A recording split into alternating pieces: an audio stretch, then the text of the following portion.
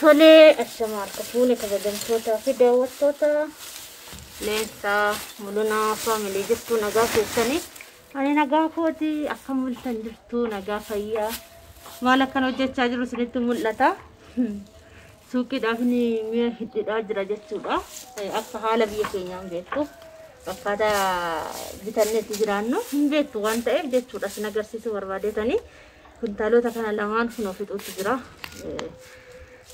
kasala ni jira jechuudha waan biraa hojjechaa hin jiru kasala akkuma argitan kana kasala ni dhuutti jira jechuudha kasala hidhuuni meeqaan gurgurta leensaa yoo jettan dhuma isaa isinitti nima isin duratti birrii shaniin bittanii itti fayyadamuu dandeessu har'a garuu meeqa akka ta'e immoo isiniif nima jechuudha duukaa bu'aa chaanaala kanaaf haaraa warri isaanii subscribe godhaa gara maatii keenyaatti makama sinjalan darbiini angarraatti haaraa warri isaanii waan baay'ee isin darbee jira jechuudha akkuma argitan kana kuno akkasitti ni jechuudha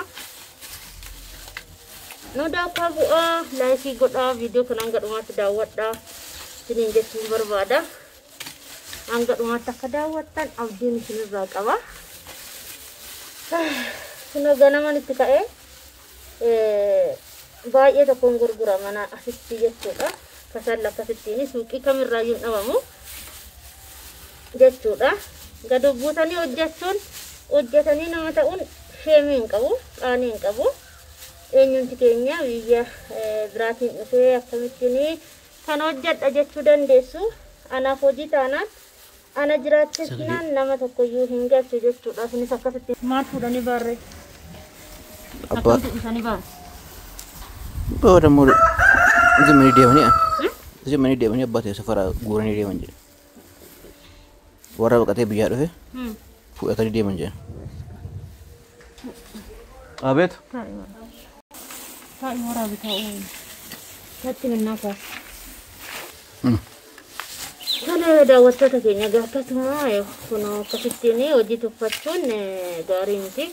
Kunis hojii dha waan ta'eef jechuudha suuqii irratti immoo hojii tokkotti qabatanii taa'uun faayidaa hin qabu akkasittiin hidhidheeni kuni gurguraa jechuudha guyyaatti kuntaala tokko fixeenan oola jechuudha kuntaala tokko fixuuni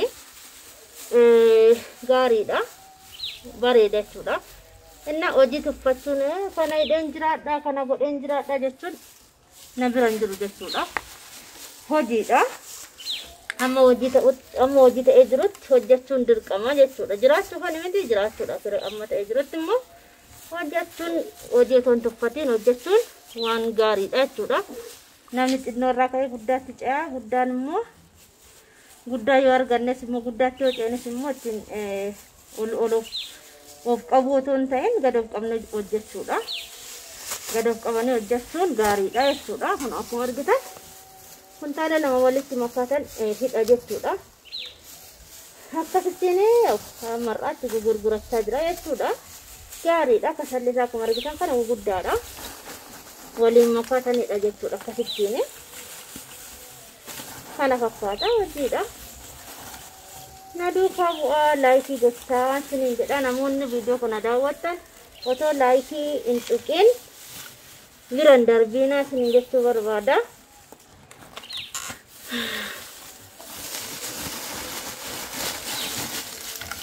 Ani hojii kamiifiyyuu sheemiin beekuun hojiitti sheemamuun gaarii miti hojii fataa jedhanii otootti sheemaniin hojjechuudha malee gaarii miti jechuudha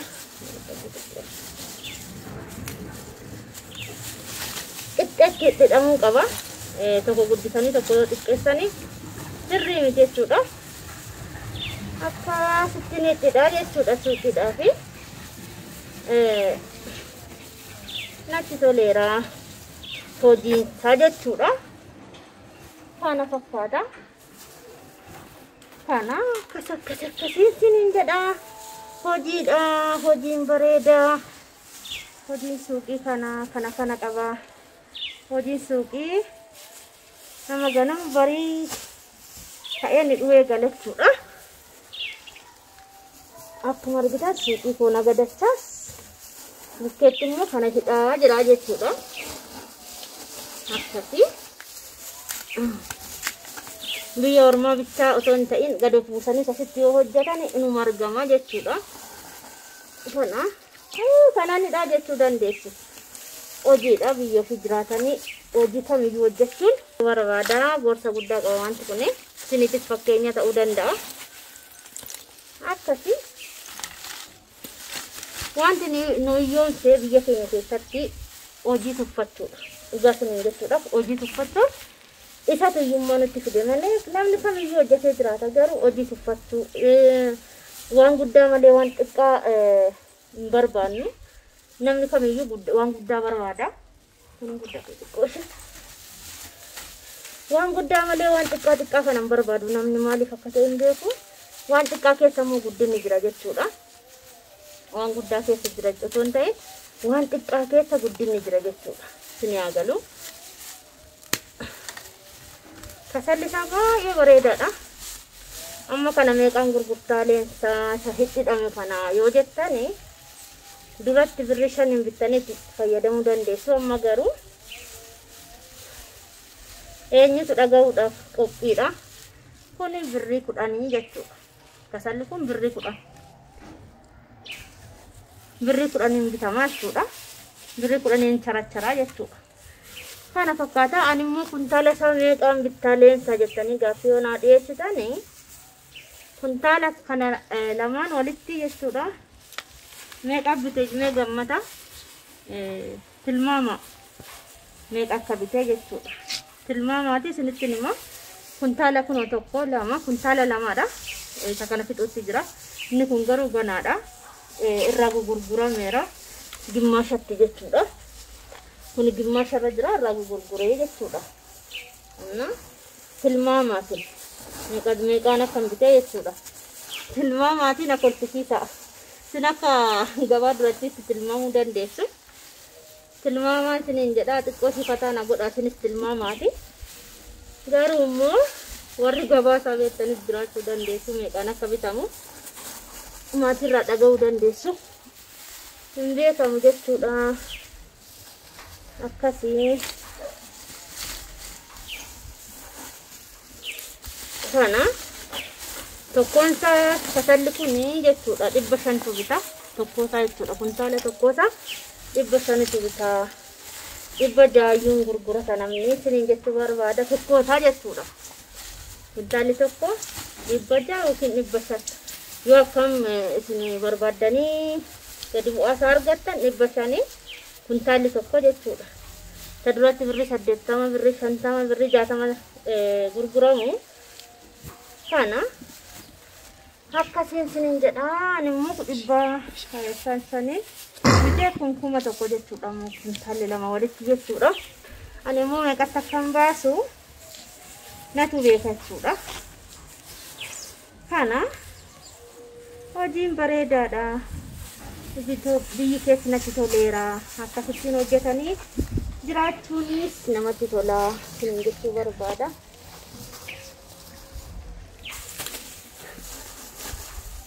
Kana akkas fakkaatti yaadoo. Duratti kana hidhaa tokko hidhaa bareedaadha. Birrii 5 binnee fayyadamaa turre jechuudha. Birrii 4 ture 5tti darbee achiin immoo 6 ta'ee achiin immoo 10 ta'ee jira. Kun 10 bitama jechuudha.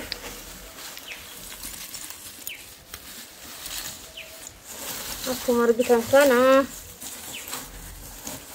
hojiin gad buusanii yoo hojjannetti argamuu hin dandeessu. Maallaqni gad buusaatii hojjedha. Dirqama biyya arabaa taa'uu hin qabdanii. Dirqama guddaa hojjechuu hin qabdanii. Dirqama waan guddaadhaan hojii eegaluu hin qabdanii. Dirqama birrii guddaa qabachuus hin qabdanii. Isiniin jedha. Sagaleen koo sirriitti isinitti dhaga'ama ta'uu hin beeku. Afaan keessaa kasalan na seena'ee tan hidhadhe. Dirqama gaa miti birrii guddaa qabaachuun dirqamas miti. Hojii guddaan hojjedhattanii sammuu keessan amansiisina. Yoo qabaattan hojjechuun gaariidha. Achi baatanii hojii guddaa hojjechuun isiniif gaariidha. Garuu dirqamas immoo miti. Kun hojii xiqqaa hojjechuunis ni danda'ama. Hojii xiqqaarraa kun argama. Kun fixe kasala kanattuudha. Akkasii isiniin jechuu barbaada. Akkuma argitan.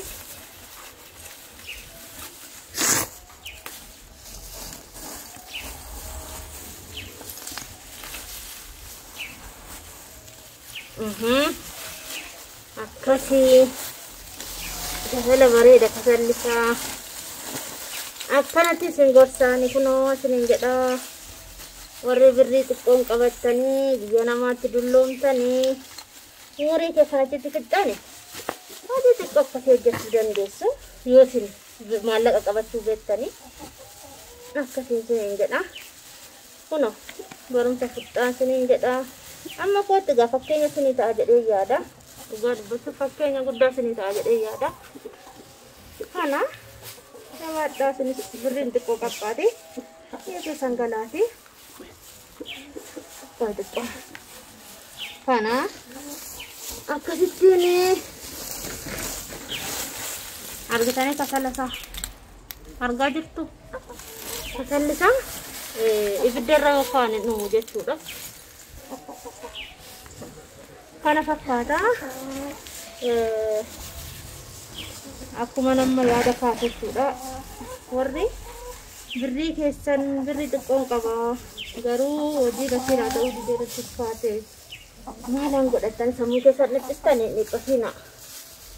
dhiphasinaan isiniin jedhan. Maaliif jireenyi biyya keessaa qaalaa'eera jettanii sammuu keessan ofii gootan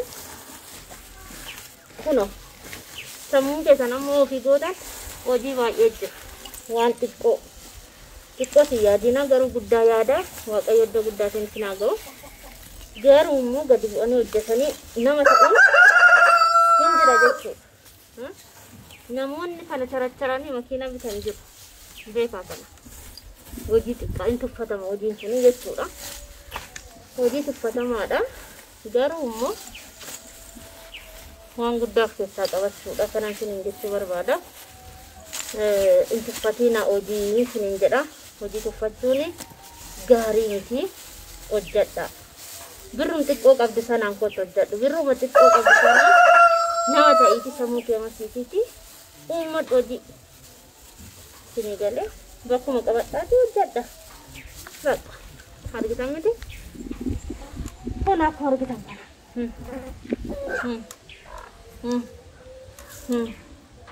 Argitanii? Kana hojiin kana. Kana lamaan fixata. Kana fakkaata. Chaanaala kanaaf isaaraa warri taatan subscribe akka gootan jaalalaan isiniin gaafadha. Maatii kiyyatti makamaa waan baay'ee akkanarraa barattanis abdii guddaan qaba. Jajjabinas akka argattan abdii guddaan qaba. Amma kootti jechuudha. Jajjabina isinii ta'a jedhee yaada. Ani yeroon asi jiru jechuudha. Yoon nama akkatti hojjetu arge dhugaa jajjabina naa ta'a namni sun jechuudha. Baay'ee tokkotti hin gammada jechuudha. Irraa namoota baay'ee irraa waan baay'ee baradheera. Akkuma kana anis amma qooyime ijoollee keenya jajjabina maaf hin ta'u jedhee akkasitti isinii waraaba. Kana agarsiisuu barbaadee toon ta'e akkasumas hojjettanii nama taatan. Anammoo baay'eetti gammadee sana hojjedhetti gammadeen jiraadha jechuudha. Gammadeen jiraadha maatii kofaana. Kana danaa een jiraadhamu hinnan olitti. Isiniin jechuu barbaada. Eshi chaanaala kanaaf immoo haaraa warra taataniif subscribe gochuun like gochuun na jajjabeessa. Viidiyoo kana hanga dhumaatti daawwadha. Sheeris godhaa, laayikis godhaa, koomentis godhaa. Yaada keessan nuuf kaa hojii bareedamu hojii nama qaanessu yaada keessan nuuf kaa tokkollee ittiin qaanamu yaada keessan nan dubbifadhaa jechuudha nan fudhadha. Deebisaa isinis ni falladha. Waan barbaaddan na gaafachuu dandeessu. Isiniin jechuu barbaada. Viidiyoo biraatiin hanga walitti deebinutti nagaatti tura. Bye.